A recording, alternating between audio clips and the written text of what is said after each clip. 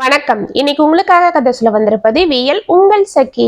இன்னைக்கு நம்ம பார்க்க போற கதையின் பெயர் உனக்காக. கதைக்குள்ள போலாமா? அரங்கம் அன்று அதிர்ந்து கொண்டிருந்தது. ராதிகா ஆடிய நாட்டியத்தை அனைவரும் புகழ்ந்து பேசிக்கொண்டும் மகிழ்ந்து கொண்டும் இருக்க, ராதிகா சபைக்கு நன்றிகள் கூறிவிட்டு உள்ளே சென்றாள். மேக்கப் அறையை திறந்து கொண்டு நிர்மலா தேவி உள்ளே வர, அவளை பார்த்ததும் எழுந்து நமஸ்கரித்து நின்றாள் ராதிகா. அவளை வாரி அணைத்த நிர்மலா தேவி உச்சி முகந்தாள். என்ன அருமையா ஆடின மணி. உன்னை பார்த்தா என் மனசுல என்னென்னவோ ஞாபகம்லாம் வருது. சரி, அடுத்த ப்ரோக்ராம் சிதம்பரத்துல ஞாபகம் இருக்கு இல்ல? இருக்கு மேடம், கண்டிப்பா வந்துடுறேன். என் மேல அக்கறையோட ஒரு அம்மா போல நீங்க எனக்காக எல்லா ப்ரோக்ராமும் ஏற்பாடு பண்ணி கொடுக்குறீங்க. எங்க அம்மாக்கு கூட நான் ஆடுறது பிடிக்காது. ஆனா நீங்க என்னை அவ்வளவு ஊக்கப்படுத்துறீங்க. உங்களுக்கு நான் எப்படி நன்றி சொல்றதுனே தெரியல. நோனோ, உனக்கு தான் நான் நன்றி சொல்லணும். அவ்வளவு ஏன், நாங்க எல்லாருமே நன்றி சொல்லணும். உன்னோட அற்புதமான நாட்டியத்தை நாங்க பாக்குற அந்த நிமிஷம் எங்க மனசு எல்லா கவலையையும் மறந்துட்டு ஒருவித மகிழ்ச்சி வெள்ளத்துல மிதக்கும். சரி சரி, நேரமாகுது, சீக்கிரமா கிளம்புமா, எனக்கும் வேலை இருக்கு, நான் வரேன் என்று மீண்டும் அவளது நெற்றியில் முத்தம் கொடுத்து விட்டு சென்றாள். ராதிகா அவள் செல்வதை மகிழ்ச்சியோடு பார்த்து கொண்டே சேரில் அமர்ந்தாள். ஊரே என்ன பாராட்டுறாங்க, என் நாட்டியத்தை பார்த்து புகழறாங்க.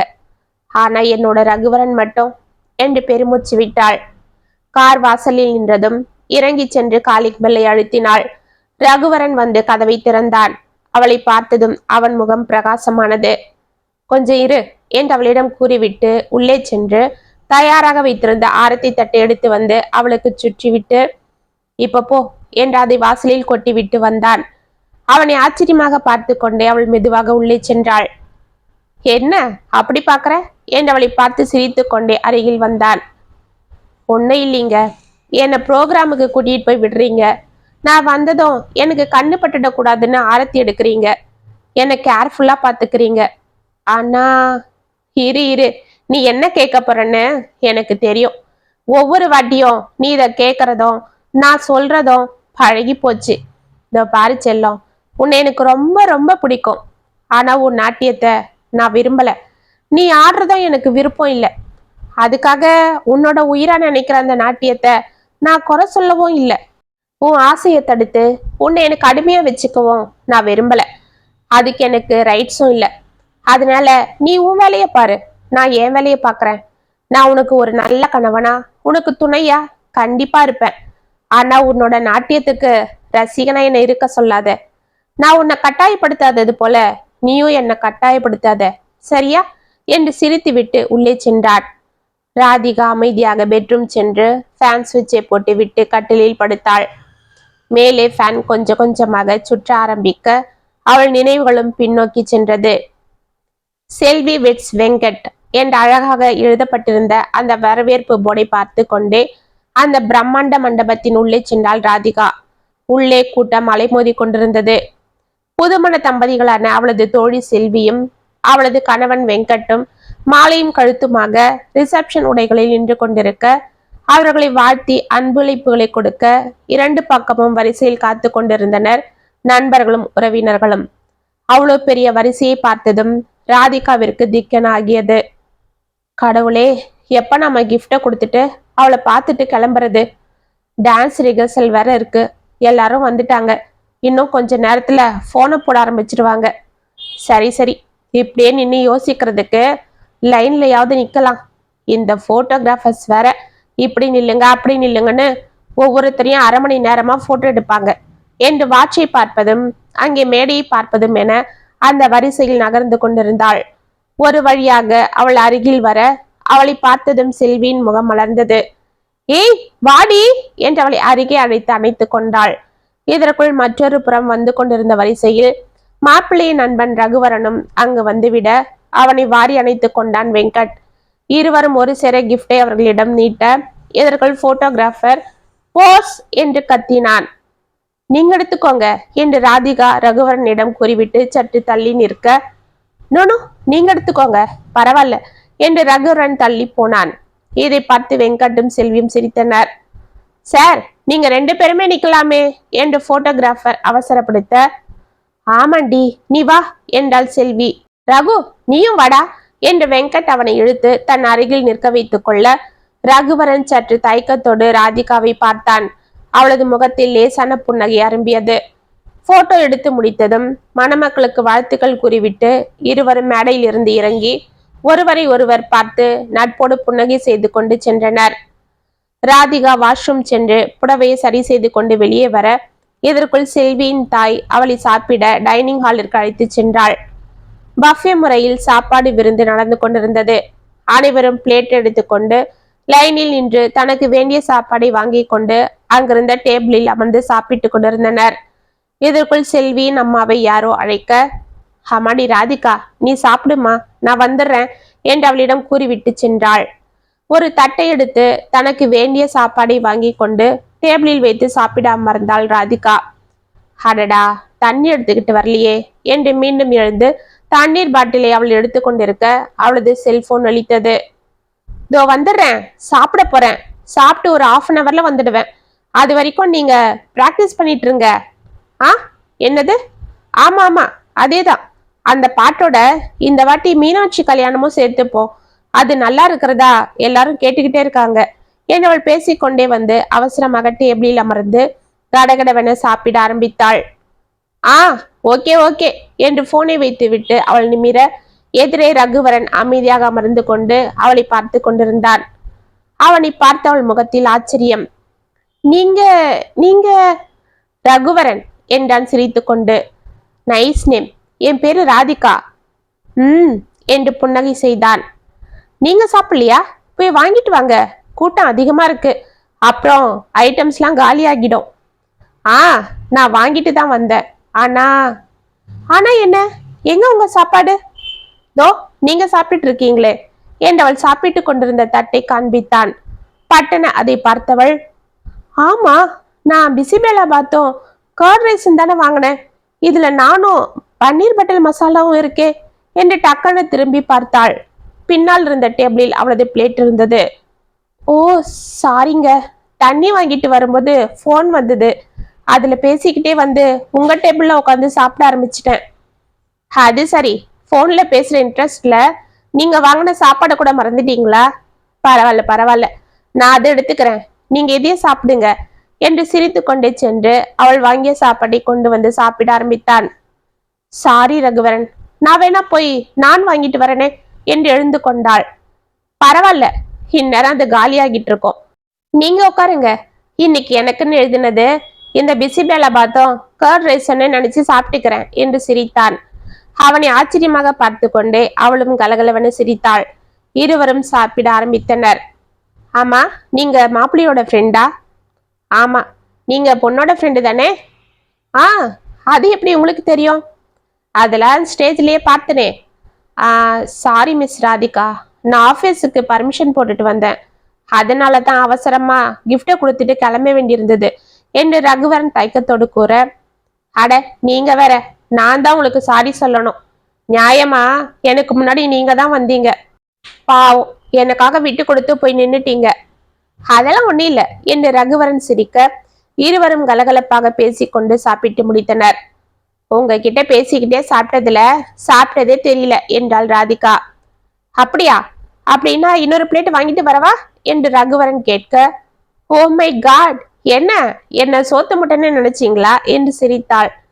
இல்ல, உங்களை பார்த்தா அப்படி தெரியல, நல்லா ஸ்லிம்மா தான் இருக்கீங்க என்றான். அவனது பேச்சு, அழகு, பழகும் விதம் அனைத்தும் ராதிகாவின் மனதை லேசாக வருடியது. அவனும் அவளிடம் மனதை பறிகொடுத்து விட்டான் என்பது முகத்திலேயே நன்கு தெரிந்தது. ஆமா, நீங்க எங்க ஒர்க் பண்றீங்க ரகு? நான் ஒரு மெக்கானிக்கல் இன்ஜினியர், டிவிஎஸ்ல தான் ஒர்க் பண்றேன். ஓ அப்படியா? ஆமா. நீங்க? நான் ஒரு கிளாசிக்கல் டான்சர், பரதநாட்டியத்துல பிஜி முடிச்சிருக்கேன். டான்ஸ்னா எனக்கு உயிர். அப்படியா என்று ரகுவரன் முகத்தை வேறு பக்கம் திருப்பி கொண்டான். அவன் முகத்தை பார்த்த ராதிகா, நான் போர் அடிக்கிறேன்னா? என்கிட்ட இவ்வளவு நேரம் நல்லா பேசிட்டு இருந்தீங்க, இப்ப டக்குன்னு முகத்தை திருப்பிட்டீங்களே, ஏன்? அதெல்லாம் ஒன்றும் இல்லை. சரி, நான் கிளம்புறேன் ராதிகா, டைம் ஆகுது என்று எழுந்து கொண்டான். அவனை ஆச்சரியமாக பார்த்து கொண்டே அவளும் எழுந்தாள். 1 வாரம் சென்றது. அன்று தனது தோழி திருமண வரவேற்பில் ரகுவரனை சந்தித்ததிலிருந்து ராதிகாவிற்கு அவனது ஞாபகமாகவே இருந்தது. அவனது பேச்சு, கண்ணியமான பார்வை, அழகான சிரிப்பு அனைத்தும் அவள் மனதை கொள்ளை கொண்டது. அந்த முதல் பார்வையிலேயே அவனிடம் தன் மனது சென்றதை நினைத்து நினைத்து வியந்து கொண்டிருந்தாள். ஆனால் திடீர் என்று அவன் முகத்தை திருப்பி கொண்டு சென்றது அவளுக்கு அவன் பேரில் கோபத்தை ஒரு பக்கமும் ஆச்சரியத்தை ஒரு பக்கமும் ஏற்படுத்தியது. அதற்கான காரணத்தை தெரிந்து கொள்ளவும் அவள் மனது துடி துடித்து கொண்டிருந்தது. டக்கன போனை எடுத்து செல்வி நம்பரை அழுத்தினாள். ஹலோ, என்னடி ராதிகா, உன் போன் அப்பவே எதிர்பார்த்தேன், ஆனா ஒரு வாரம் ஆக்கிட்ட என்று அவளது போனிற்கு காத்திருந்தவள் போல் பேசினாள் செல்வி. என்னடி சொல்ற? நான் உனக்கு போன் பண்ணுவேன்னு உனக்கு தெரியுமா? எப்படி என்றாள் ஆச்சரியமாக. ஆமா, பின்ன முந்தா நேத்தே ரகு எங்க வீட்டுக்காரர்கிட்ட போனை போட்டு உன் நம்பரை கேட்டார். அப்பவே நீயும் என்ன கூப்பிடுவேன்னு நினைச்சேன், ஆனா நீ கொஞ்சம் லேட் பண்ணிட்ட. என்னது, அவர் என்னோட நம்பரை கேட்டாரா? ஆமாண்டி, உனக்கு தெரியாதா? அவர் நம்பர் வாங்கின அவசரத்தை பார்த்தா உடனே போன் போட்டிருப்பாரு இல்ல நினைச்சேன். ஏய், விளையாடாத. சரி, அவர் நம்பரை எனக்கு அனுப்பு. இரு, என்ன அவசரம்? ஆமா, உங்க காதல் என்று அவள் ஆரம்பிக்க, ஏய், காதலாவது கத்திரிக்காவது போடி பேசாம. அதெல்லாம் ஒண்ணும் இல்ல, விட்டானி எதனா பேசி வாய புடுங்குவ. போனை வை. ஏய், மறக்காம அவர் நம்பரை அனுப்புடி என்று போனை பட்டனை வைத்து விட்டு வெட்கத்தோடு சிரித்தாள். இதற்குள் அவளது செல்போன் மீண்டும் ஒலித்தது. இந்த செல்விக்கு வேற வேலை இல்லை, இனிமே என்னை விட மாட்டா, கெலாட்டா பண்ணிட்டே இருக்க போறா என்று போனை பார்த்தாள். புது எண் வந்தது. யார் இது, புதுசா இருக்கு நம்பர் என்று யோசனையோடு போனை எடுத்தாள். ஹலோ, ராதிகாவா என்று எதிர்முனையில் ரகுவரனின் குரலை கேட்டதும் அவள் மேனி சில்லிட்டு சிலிர்த்து கொண்டது. ஆனாலும் அவன் மீது இருந்த கோபத்தால் அவள் கண்கள் லேசாக கலங்கியது. ஆமா, நான் ராதிகா தான் என்றாள் உம்மென்று குரலை வைத்துக் கொண்டு. ராதிகா? என்ன ராதிகா, ஒரு மாதிரி பேசுறீங்க? என் மேல கோவமா? நான் எதுக்கு உங்க மேல கோவப்படணும்? ஏ ராதிகா, பட்டு பட்டுன்னு பேசுறீங்க? உங்களுக்கு தான் நான் அதிகமா பேசினா பிடிக்காதே, அப்புறம் போனை வச்சுட்டீங்கன்னா அதுக்கு தான் என்றாள். ரகுவரன் கலகலவனை சிரித்து விட்டு, அதெல்லாம் ஒன்றும் இல்லை, நான் அன்னைக்கு டக்குன்னு கிளம்பி போயிட்டதால அப்படி பேசுறீங்களா? சரி, சாரி. பரவாயில்ல, அதுதான் சாரி சொல்லிட்டேன் இல்ல, இப்ப சாதாரணமா பேசலாமே. அவள் முகத்தில் சிரிப்பு வந்தது. என்ன சைலண்ட் ஆயிட்டீங்க? ஒன்றும் இல்லை. சரி சொல்லுங்க, எப்படி இருக்கீங்க? இதுதான் நான் எதிர்பார்த்தேன். நான் நல்லா இருக்கேன், நீங்க? நானும் நல்லா இருக்கேன். ராதிகா, இன்னைக்கு நீங்க ஃப்ரீயா? சொல்லுங்க, என்ன விஷயம்? ஒன்னே இல்லை, சும்மாதான் உங்களை பார்க்கணும் போல இருந்தது. ராதிகாவின் முகத்தில் வெற்றி புன்னகை அரும்பியது. சரி, எங்க சொல்லுங்க, நான் வரேன். ஈவினிங் ஒரு 5 மணிக்கு பீச்சில் சந்திக்கலாமா? ஓ, வந்துடுறேனே என்று போனை வைத்தாள். கடற்கரை காற்று ஜில்லென வீச அவள் நெற்றியில் ஆடும் அந்த ஒற்றை சுருட்டை முடியை பார்த்தவாறே அமைதியாக அமர்ந்திருந்தான் ரகுவரன். என்கிட்ட என்னவோ பேசணும்னு சொன்னீங்க, இங்க வந்து அமைதியா இருக்கீங்க என்றவள் தலையை குனிந்து கொண்டே கேட்க, ஒன்னும் இல்லை, உன்னை பத்தி இந்த ஒரு வாரமா என் கற்பனையில என்னென்னவோ நினைச்சிட்டு இருந்தேன். ஆனா நேர்ல பார்த்ததும் ஒரு வார்த்தை கூட பேச வரல. அதுதான் என்னவா இருக்கும்னு ஆச்சரியமா இருக்கு. அது ஒன்னும் இல்லை, திரும்பவும் இவகிட்ட பேச்சு கொடுத்து எங்க இவ போர் அடிக்க போறாளுன்னு பயமா இருந்திருக்கும் என்று கேலியாக அவனை பார்த்தாள்.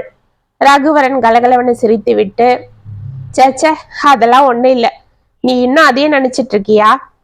ஆமா, பின்ன அன்னைக்கு எதுக்கு அப்படி திடீர்னு முகத்தை திருப்பிக்கிட்டு போயிட்டீங்க? நான் கேட்க கேட்க சரியா கூட பதில் சொல்லாம போயிட்டீங்க. அதுக்கு காரணம் தெரியாம இந்த ஒரு வாரமா நான் தலையை பிச்சுக்கிட்டேன் தெரியுமா? அப்ப நீயும் என்னை பத்தி தான் இந்த ஒரு வாரமா நினைச்சிட்டு இருந்தேன்னு சொல்லு. ஆமா, உங்ககிட்ட சண்டை போட, அதுக்காக தான் செல்வி கிட்ட நேத்து நம்பரை வாங்கினேன். அட கடவுளே, நல்ல வேலை நானே போனை போட்டேன், இல்லைன்னா மேடத்துக்கிட்ட இருந்து நல்ல டோஸ் தான் வாங்கியிருக்கணும் போல இருக்கு என்று சிரித்தான். அவளும் வெட்கத்தால் சிரிக்க, சரி விளையாட்டு இருக்கட்டும், சொல்லுங்க, ஏன் அப்படி திடீர்னு நீங்க முகத்தை திருப்பிட்டு போயிட்டீங்க? நான் பேசுனது உங்களுக்கு என்ன பிடிக்கல? நீ பேசுனது எனக்கு பிடிச்சிருந்தது ராதிகா, ஆனா உன்னோட ஆசைதான் எனக்கு கொஞ்சம் நெருடலை கொடுத்தது. என்ன ரகு சொல்றீங்க? நீ டான்ஸ் தான் உன்னோட விருப்பம், ஆசை, கனவு, லட்சியம்னு சொன்னியே, அதுதான் எனக்கு பிடிக்கல என்றான் அமைதியாக. அவனை ஒன்றும் புரியாமல் அதிர்ந்து பார்த்தாள் ராதிகா. ரகு, நீங்க என்ன சொல்றீங்க? அப்படின்னா டான்ஸ்னா உங்களுக்கு பிடிக்காதா? பிடிக்காது என்பது போல் தலையாட்டினான். ஏன் ரகு? நம்ம பாரம்பரிய நடனமான பரதநாட்டியம் எப்படிப்பட்ட ஒரு கலை, அதே உங்களுக்கு என்று அதிர்ந்து கேட்டாள். அதெல்லாம் சரிதான் ராதிகா, ஆனா அது உனக்கு சொன்னா புரியாது. அதை இப்ப சொல்லவும் என்னால முடியாது. சரி, அது இருக்கட்டும். ராதிகா, நான் உன்கிட்ட பேச வந்த விஷயமே வேற. என்ன சொல்லுங்க. ராதிகா, உன்னை நான் மனசார விரும்புறேன். நீயும் என்னை விரும்புறன்னு எனக்கு நல்லாவே தெரியும். அதனால நான் உன்னை என் வாழ்க்கை துணையாடைய ஆசைப்படுறேன். உனக்கு இதுல சம்மதம் தானே? அவள் வெட்கத்தோடு தலையை ஆட்டினாள். நீ நினைக்கலாம், என்னடா இவன் நம்ம சந்திச்ச 2வது சந்திப்புலயே கல்யாணத்தை பத்தி பேசுறானேன்னு. தப்பா எடுத்துக்காத. எனக்குன்னு எங்க அப்பாவை தவிர யாரும் இல்லை. அவரும் போன வருஷம் என்னை தனியா விட்டுட்டு போயிட்டாரு. இப்ப என்னோட தனிமை தான் எனக்கு துணையா இருக்கு. கல்யாணத்தை பத்தியே நினைக்காம ஏதோ இப்படியே இருந்துட்டு போயிடலான்னு இருந்த எனக்கு உன்னை பார்த்ததும் அந்த எண்ணம் மாறிடுச்சு. அதனால தான் கேட்குறேன், நீ என்னை கல்யாணம் பண்ணிக்கிட்டு எனக்கு எல்லாமுமா வரணும்னு நான் ஆசைப்படுறேன் ராதிகா என்றான். கண்டிப்பா நான் உங்களுக்கு நல்ல வாழ்க்கை துணையா கடைசி வர உங்க கையை பிடிச்சுக்கிட்டு உங்க கூட வர தயாரா இருக்கேன் ரகு என்று அவன் கைகளை பற்றி கொண்டாள். அப்பனா சரி, இன்னைக்கே நான் உங்க அப்பா அம்மா கிட்ட பேசுறேன் என்று எழுந்து கொண்டவன் டக்கனை ஏதோ சொர்ந்து அமர்ந்தான்.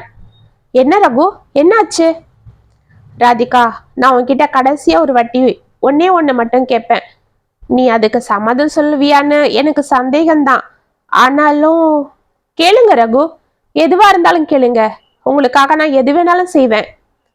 ராதிகா, நம்ம கல்யாணத்துக்கு அப்புறம் நீ டான்ஸ் ஆடக்கூடாது, அதுவும் ஸ்டேஜில் ஆடவே கூடாது என்று அவன் கூறியதும் அந்த கடல் நீர் அப்படியே பொங்கி அவளை மூழ்கடித்தது போல் திணறி போனாள். அவள் கண்களில் கண்ணீர் வடிந்தது. ஏய் ராதிகா, என்னாச்சு? ஒன்னும் இல்லை ரகு, என்னை இப்படி தர்ம சங்கடத்துல நிறுத்துவீங்கன்னு நான் நினைக்கல. சின்ன வயசுல இருந்து எனக்கு டான்ஸ்னா உயிர். எங்க அப்பாவும் அம்மாவும் நான் சின்ன குழந்தையா இருக்கும் போது நீ டாக்டர் ஆக போறியா, இன்ஜினியர் ஆக போறியான்னு கேட்டா நான் டான்ஸர் ஆக போறேன்னு சொல்லுவேன். அப்பெல்லாம் எங்க அம்மா என்னை திட்டுவாங்க, நீ ஆடவே கூடாதுன்னு கண்டிஷன் போடுவாங்க. ஆனா எங்க அப்பா தான் எனக்காக பேசுவாரு. அவரோட தைரியத்துல தான், அவருடைய சப்போர்ட்ல தான் நான் ஆட ஆரம்பிச்சேன். இவ்வளவு பெரிய டான்ஸராகவும் ஆனேன். என்னை ஒரு நாள் பூரா சாப்பிடாம கூட இருக்க சொல்லுங்க, இருந்துருவேன். ஆனா ஆடாம என்னால இருக்க முடியாது. ஆனா இப்ப என்னோட உயிரில நீங்களும் கலந்துட்டீங்க, அதனால நான் என்று தயங்கினாள். சரி ராதிகா, நீ நாட்டியத்து மேல இவ்வளவு ஆசையா இருக்கும்போது உனக்காக நான் விட்டு கொடுக்குறேன். நான் உன்னை தொந்தரவு பண்ண மாட்டேன். கல்யாணத்துக்கு அப்புறம் நீ ஆடலாம், ப்ரோக்ராம் பண்ணலாம். ஆனா என்ன உன் டான்ஸை பார்க்க வர சொல்லியோ உன் ஆட்டத்தை ரசிக்கும் படியோ நீ என்னை கட்டாயப்படுத்த கூடாது. மற்றபடி நான் உனக்கு, நீ எனக்கு, சரியா என்றான். சரி என்று மெதுவாக தலையாட்டினாள். இதற்குள் அவள் மீது ஒரு பந்து விழ ஒரு குழந்தை அதை பிடிக்க ஓடி வந்தது. ரகு அந்த பந்தை எடுத்து சிரித்து கொண்டு அந்த குழந்தையிடம் கொடுத்தான். அதை வாங்கி கொண்டு தேங்க்ஸ் அங்கிள் என்றது அந்த குழந்தை. இதற்குள் ஏய் ஷாலினி என்று அழைத்து கொண்டு அங்கு வந்தான் அந்த குழந்தையின் தந்தை. அவனை பார்த்து பட்டனை எழுந்து கொண்ட ரகு, நீங்க நீங்க என்று தயங்கி நின்றான். ரகு, நல்லா இருக்கியாப்பா என்றார் அந்த மனிதர். ஆ, நல்லா இருக்கேன். நீங்க இந்த குழந்தை என்று தடுமாறினான் ரகு. நான் நல்லா இருக்கேன் ரகு, இது என்னோட குழந்தை தான். மாமா என்றவன் அதிர்ந்து போக, நான் என்ன செய்யறது ரகு, தனிமையில வாடுற எனக்கும் ஒரு துணை வேண்டாமா? யாருடைய பிடிவாதத்துக்கும் ஆர்ப்பாட்டத்துக்கும் என்னோட வாழ்க்கையை விட்டு கொடுக்க நான் விரும்பல என்று அந்த குழந்தை அழைத்து கொண்டு சென்று விட்டான்.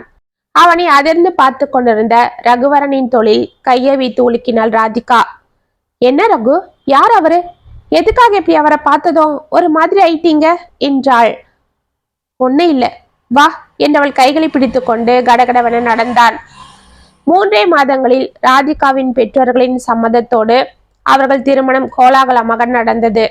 அவர்கள் வாழ்க்கையும் நிம்மதியாக போய்கொண்டிருக்க ஒருவருக்கொருவர் நல்ல அன்போடு வாழ்க்கையை நடத்தி கொண்டிருந்தாலும் ராதிகாவிற்கு சிறியதாக ரகுவின் மீது ஒரு எதிர்பார்ப்பும் ஏக்கமும் இருந்தது.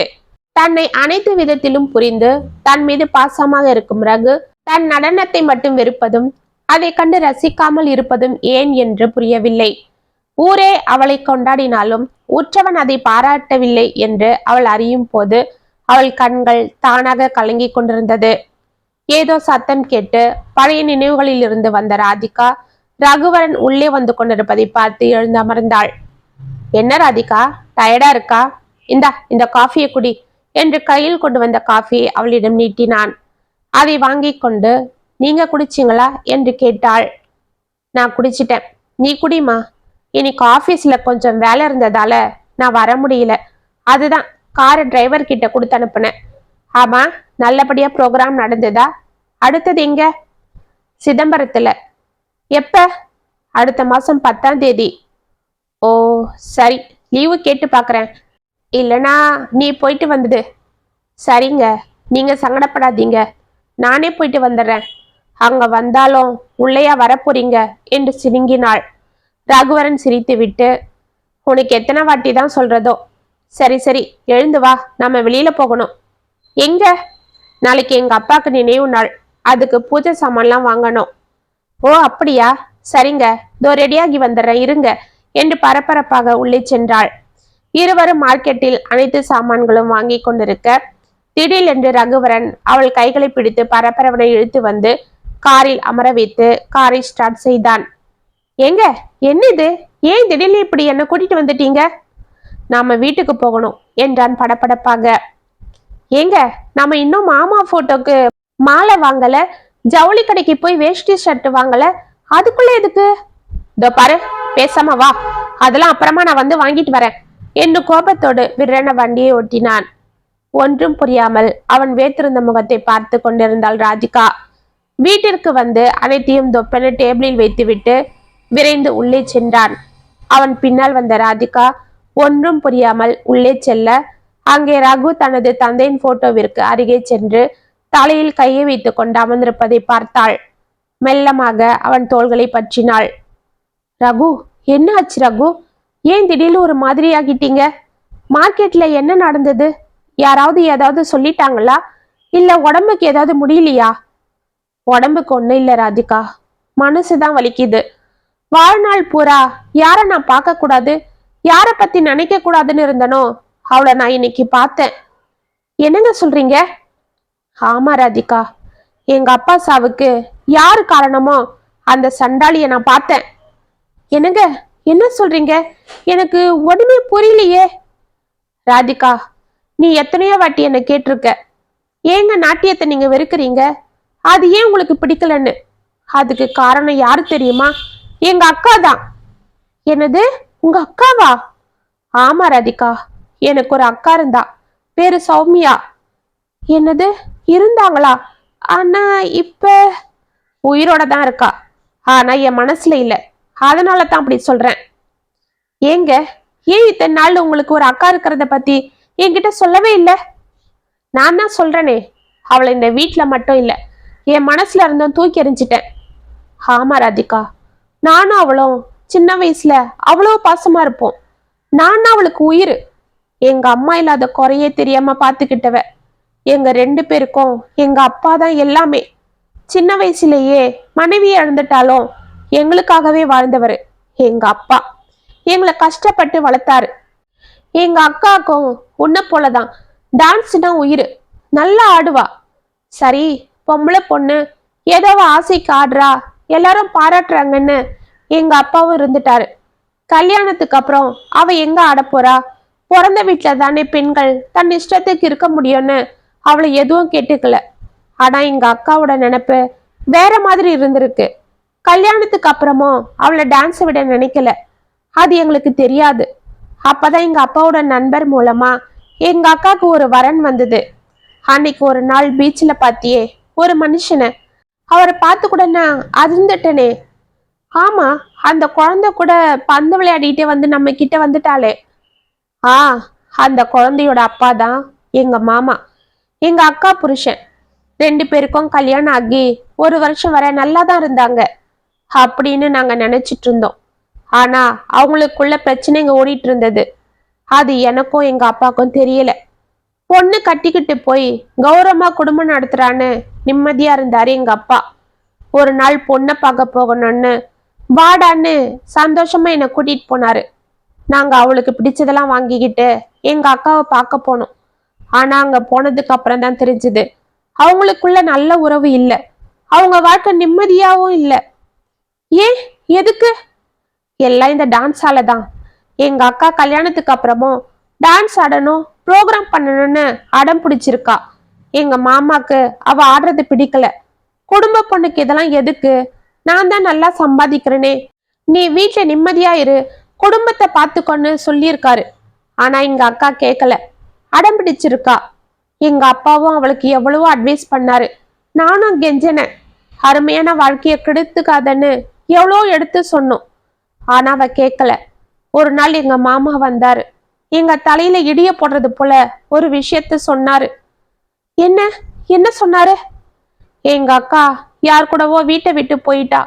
அந்த ஆளு இவளோட ரசிகன். இவளை நல்லா உசுப்பேத்தி இவளை ஆட வச்சு பணம் சம்பாதிக்க இவளை வற்புறுத்தி அவனே சான்ஸ் வாங்கி கொடுத்தான். ஒரு கட்டத்துல அவன் கூடவே இவ போயிட்டான்னு வந்து எங்க அப்பா கிட்ட சொல்லி அழுதாரு. அவருக்கு சமாதானம் சொல்றதா, தன் பொண்ணை பத்தி கவலைப்படுறதான்னு எங்க அப்பா தவிச்சிட்டாரு. அவமானம் ஒரு பக்கமும் வேதனை ஒரு பக்கமும் சேர்ந்து எங்க அப்பாவை கொன்னுடுச்சு. அன்னிலிருந்து எங்க அக்காவை நான் வெறுக்க ஆரம்பிச்சேன். எந்த டான்ஸுக்காக அவ எங்க மானத்தை வாங்கிட்டு வீட்டை விட்டு ஓடினாலோ அந்த டான்ஸை நான் வெறுத்தேன். அதனால தான் உன்னை கூட நான் ஆட வேண்டான்னு சொன்னேன். ஆனா நீ அதை நேசிக்கிறத பார்த்து நானே என்னை மாத்திக்கிட்டேன். ஆனாலும் நீ எவ்வளவு கெஞ்சி கேட்டாலும் அந்த நடனத்தை மட்டும் என்னால ஏத்துக்க முடியல ராதிகா. அதை பார்க்கும் போதெல்லாம் எங்க அக்காவோட நினைவுதான் வருது என்று கதறினான். அதிர்ந்து போயிருந்த ராதிகா அவனை சமாதானம் செய்தாள். அன்றிலிருந்து அவள் மனது துடிதுடித்து கொண்டிருந்தது. ரகுவரன் நடனத்தை வெறுப்பதற்கு பின்னால் இருக்கும் காரணத்தை நினைத்து அவள் வருந்தி கொண்டிருந்தாள். இவ்வளவு வேதனைகளை மனதில் அடக்கி கொண்டிருந்தாலும் தான் நடனமாடுவதை எந்த விதத்திலும் தடை செய்யாமல் இருந்த அவனது குணத்தை நினைத்து வியந்து கொண்டும் இருந்தாள். அன்று ஒரு முடிவிற்கு வந்த ராதிகா அன்று நிர்மலா தேவியின் வீட்டிற்கு சென்று சிதம்பரத்தில் ஆடும் நிகழ்ச்சிதான் தான் இறுதியாக பங்கேற்க போகும் நடன நிகழ்ச்சி என்றும் தனக்கு இனி எந்த புரோகிராமும் ஏற்பாடு செய்யாதீர்கள் என்றும் கூறிவிட்டு வந்தாள். அன்று காலை சிதம்பரத்திற்கு புறப்பட்டு கொண்டிருந்தாள் ராதிகா. ரகுவரனும் கிளம்பி கொண்டிருந்தான். அவன் அருகில் அமைதியாக வந்து நின்றாள். என்ன ராதிகா, ரெடி ஆகிட்டியா? எல்லாம் எடுத்து வச்சிட்டியா? ஒரே நிமிஷம், நான் ஒரு ஃபோன் பண்ணிட்டு வந்துடுறேன். இன்னைக்கு ஆஃபீஸில் ஒரு முக்கியமான மீட்டிங் இருக்கு. இன்னைக்கு அதை அட்டன் பண்ண முடியாது. அதுக்கே பாஸ் என்ன சொல்ல போறாரோ அதுதான் என் ஃப்ரெண்டு கிட்ட சொல்லி எப்படியாவது சமாளிடான்னு சொல்லியிருக்கேன். அவன் என்ன சொதப்ப போறானோ அதுதான் ஒரு வாட்டி அவனுக்கு ஞாபகப்படுத்திட்டு வந்துடுறேன் இரு என்றான். இருக்கட்டுங்க, நீங்க ஆபீஸுக்கு போங்க, நான் சிதம்பரத்துக்கு போய்க்கிறேன் என்றாள் மெதுவாக. ஏய், என்ன இது, அவ்வளோ தூரம் போற? இரு, நான் வரேன். உன்னை அனுப்பிட்டு அப்புறம் எனக்கு மனசு கேட்காது. பரவாயில்லைங்க, இந்த ஒரு வாட்டி பொறுத்துக்கோங்க, அப்புறம் உங்களுக்கு இந்த சிரமம் கொடுக்க மாட்டேன். என்ன சொல்ற என்று அவன் ஒன்றும் புரியாமல் பார்க்க இதற்குள் அவனது செல்போன் ஒலித்தது. அவனேதான், இரு பேசிட்டு வந்துடுறேன். இதோ பாருங்க, நீங்க அவர்கிட்ட ஒன்றும் சொல்ல வேண்டாம், நானே போய்க்கிறேன், நீங்க வேலைக்கு போங்க. அப்படியா, சரிம்மா, பார்த்து பத்திரமா போயிட்டு வா. எனக்கு அங்கங்க ஃபோன் போட்டுக்கிட்டே இரு, சரியா என்று அவள் நெற்றியில் முத்தம் கொடுத்து விட்டு போனை ஆன் செய்து, ஏய் விமல், நானே வரேன்டா. ஆமா, என் ஒய்ஃப் நானே பார்த்துக்கிறேன்னு சொல்லிட்டா. சரி, ஓகே, நான் வந்துடுறேன் என்று போனை வைத்தான். ராதிகா காரில் ஏறியதும் டிரைவருக்கு 1000 ஜாக்கிரதைகள் சொல்லி ராதிகாவிற்கும் ஜாக்கிரதைகள் சொல்லி வழி அனுப்பிவிட்டு ஆபீஸுக்கு புறப்பட்டான் ரகுவரன். அவனை அமைதியாக பார்த்து கொண்டே கையை ஆட்டிவிட்டு சென்றாள் ராதிகா. மறுநாள் காலை நிகழ்ச்சிக்கு தயாராகி காலில் சலங்கையை கட்ட அந்த பெட்டியில் இருந்து எடுத்தாள் ராதிகா. ஏனோ அவள் கைகள் நடுங்கியது. தான் சிறுவயதில் இருந்து ஆசையாக அணிந்த சலங்கை, தான் உயிரோடு கலந்து ஒலி எழுப்பிய சலங்கை இன்றிலிருந்து தன்னை விட்டு நிரந்தரமாக இந்த பெட்டியில் தூங்கப் போகிறது. தன்னுடைய கணவனை வேதனைப்படுத்தி கொண்டிருந்த இந்த ஆட்டம் இன்றோடு அவள் மனதில் புதைந்து மறைய போகிறது. நாளையிலிருந்து நாட்டிய பேரொளி ராதிகா காணாமல் போக போகிறாள். அவளுடைய பேரும் புகழும் இந்த காற்றில் கரைந்து பழைய கதையாக போகிறது என்று கண்ணீர் வழிய அந்த சலங்கையை மார்போடு கட்டி தழுவி கொண்டு முத்தமிட்டாள். அவளது எண்ணங்களை அறிந்த நிர்மலா தேவி அவள் தோள்களை பற்றி கொண்டு ஆறுதலாக அணைத்து கொண்டாள். மேடைக்கு வந்து இறைவனை வணங்கிய ராதிகா ஆட்டத்திற்கு தயாராக நிற்க திரை விலகியது. தான் வழக்கம் போல் ஆவலாக முதல் வரிசையில் தன் கணவனுக்காக எதிர்பார்ப்பது போல் இம்முறையும் அவள் கண்கள் முதல் வரிசையை நோக்க அவள் உடல் ஆடும் முன்பு அவளது மனது தடதடவென ஒரு நிமிடம் ஆடியது. அவள் கண்கள் ஆச்சரியத்தால் விரிந்தது. அவள் வாடியிருந்த முகம் பூரண சந்திரனை போல் சொலித்தது. மேகங்கள் விலகி நட்சத்திரங்கள் பளிச்சென மின்னுவது போல் அவள் பவழ இதழ்கள் விரிந்து முத்து பற்கள் வெளியே தெரிந்தன. சந்தோஷத்தில் அவள் திக்குமுக்காடி போய் முதல் வரிசையில் அமர்ந்து தன்னை பார்த்து சிரித்து கொண்டிருக்கும் ரகுவரனை பார்த்தாள். ஆடு என்பது போல் சாடை காட்டி கொண்டிருந்தான் ரகுவரன். அவ்வளவுதான். அவள் கால்கள் உற்சாகத்தில் விஷ்ணுவிடம் இருக்கும் சக்கரதத்தை போல் சுழல ஆரம்பித்தது. எண்ணமில்லாத லயத்துடன் அன்றவள் ஆடியது பார்ப்பதற்கு கண்கொள்ளா காட்சியாக இருக்க மக்கள் அனைவரும் கரவொலியால் அந்த அரங்கையை அதிர வைத்துக் கொண்டிருந்தனர். ரகுவரன் பெருமை பொங்க ஆனந்தமாக தனது மனைவியின் ஆட்டத்தை ரசித்தபடி கையை தட்டி ரசித்துக் கொண்டிருந்தான். ஆட்டம் முடிந்ததும் ஓட்டமாக ஓடி வந்து அவனை வாரி அணைத்த ராதிகா, என்னங்க என்னங்க என்று மூச்சு வாங்க ஏதோ கேட்க திண்டாடி கொண்டிருந்தாள். ஏய் ராதிகா செல்லம், என்ன இது, கொஞ்சம் பொறுமையா இரு என்று சிரித்து கொண்டே அவளை ஆசுவாசப்படுத்தினான் ரகு. இல்லைங்க, அது தெரியும். நான் எப்ப இங்க வந்தேன், அதுவும் உள்ள வந்து வரிசையில உட்காந்து உன் ஆட்டத்தை ரசிக்கிற ரசிகனை வந்து காத்துட்டு இருக்கிறது தானே கேட்க வந்த. ஆமாங்க, அதுக்கெல்லாம் காரணம் எங்க அக்கா தான். என்னது, அக்காவா? ஆமா ராதிகா, நீ சிதம்பரத்துக்கு கிளம்பினதும் எங்க அக்கா நம்ம வீட்டுக்கு வந்தா. என்னது, உங்க அக்கா வந்தாங்களா? ஆமா, அப்பதான் அவ எல்லா உண்மையும் என்கிட்ட சொன்னான். என்ன சொன்னாங்க? நாங்க நினைச்சது போல எங்க மாமா எங்க அக்காவை நிம்மதியா வாழ வைக்கல. அவ கஷ்டப்படக்கூடாதுன்னு அவளை ஆட வேண்டான்னு சொல்லல. அவ மேல சந்தேகப்பட்டு ஆட வேண்டான்னு சொல்லியிருக்காரு. அவளை அடிச்சு துன்புறுத்தி இருக்காரு. அவளை யாராவது பார்க்க வந்தா அவங்க கூட சேர்த்து வச்சு பேசி சித்திரவதை பண்ணியிருக்காரு. அதனால தான் அவ வீட்டை விட்டு போயிட்டு இருக்கா. இங்க வந்தா எங்க அப்பாவும் அவளை புரிஞ்சிக்க மாட்டாரு. திரும்பவும் எங்க மாமா கூட தான் சேர்த்து வச்சுட்டு வரேன்னு பயந்துதான் யாருமே வேண்டான்னு போயிட்டு இருக்கா. அவ யாரு கூடவும் போகல. நாட்டியத்துக்காக தன்னையே அர்ப்பணிச்சுட்டு தனியா வாழ்ந்துட்டு இருக்காளாம்.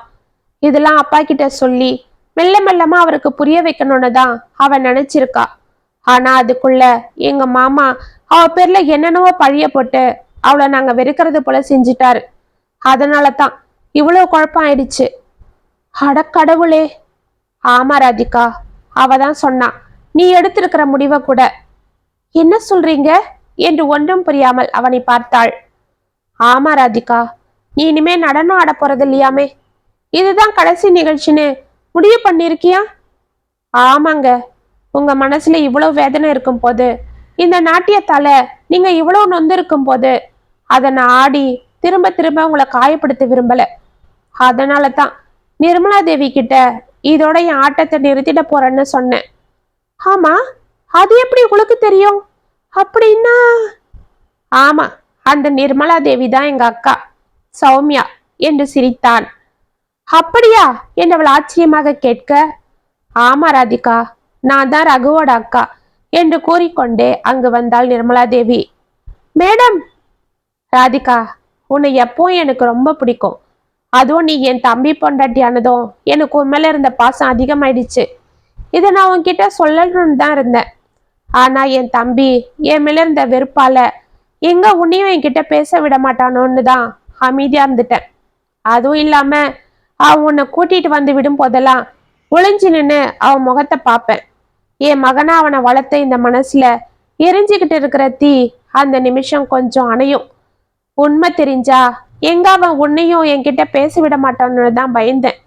ஆனா நீ அவனுக்காக இப்படி ஒரு முடிவு எடுத்ததும் இனியும் உண்மையை மறைக்க கூடாதுன்னு தான் இத்தனை நாள் என்னோட மனசுலயே போட்டு அடக்கி வச்சிருந்த உண்மையெல்லாம் உனக்காக நான் அவன்கிட்ட போய் சொல்லிட்டேன். ரகு, உங்க மாமா என்ன சந்தேகப்பட்டதும் என்ன ஆட விடாம தடுத்ததும் எனக்குள்ள ஒரு வெறுப்பை ஏற்படுத்தி பிடிவாதத்தை ஏற்படுத்திடுச்சு. என்னை தடுக்க அவர் யாருன்னு நான் ஆத்திரப்பட்டேன். அவர் என்னை காயப்படுத்தினது உண்மைதான், சித்திரவதை பண்ணது உண்மைதான். ஆனாலும் நானும் அந்த நிமிஷம் விட்டு கொடுத்து போயிருக்கலாம். கொஞ்சம் கொஞ்சமா அவர் மனசை மாத்த முயற்சி பண்ணிருக்கலாம். நான் மேலும் மேலும் பிடிவாதமா இருந்ததால தான் அவருக்கும் என் மேல கோபம் சந்தேகம் எல்லாம் வந்தது. ஆனா ராதிகா அப்படி இல்லப்பா. உனக்காக அவ உயிரா நேசிக்கிற நடனத்தையே விட்டு கொடுக்க முன் வந்துட்டா. உன் மனசை எந்த விதத்திலையும் காயப்படுத்த அவ விரும்பல. நீயும் எங்க வீட்டுக்காரு போல அவளை உன் பிடியில வச்சு நசுக்க விரும்பல. அவளை சந்தேகப்படல. உங்களுக்குள்ள அழகான புரிதல் இருக்கு, விட்டு கொடுக்கிற மனப்பான்மை இருக்கு. அதனால தான் உன்னை புரிஞ்சுக்கிட்டு உனக்காக அவ செஞ்சிருக்கிற முடிவை உன்கிட்ட சொல்ல வந்தேன். எதுக்காக நீ இந்த நடனத்தை வெறுத்தியோ அந்த வெறுப்புக்கு பின்னாடி இருந்த உண்மையை சொல்ல வந்தேன். இனிமேலும் நீ அவளை தடுக்காத. அவகிட்ட இருக்கிற அற்புதமான கலைய அணை நிறுத்தாத ரகு என்றாள் நிர்மலா தேவி. இல்லக்கா, என் ராதிகா ஆடுறத நான் இன்னைக்குதான் பார்த்தேன்.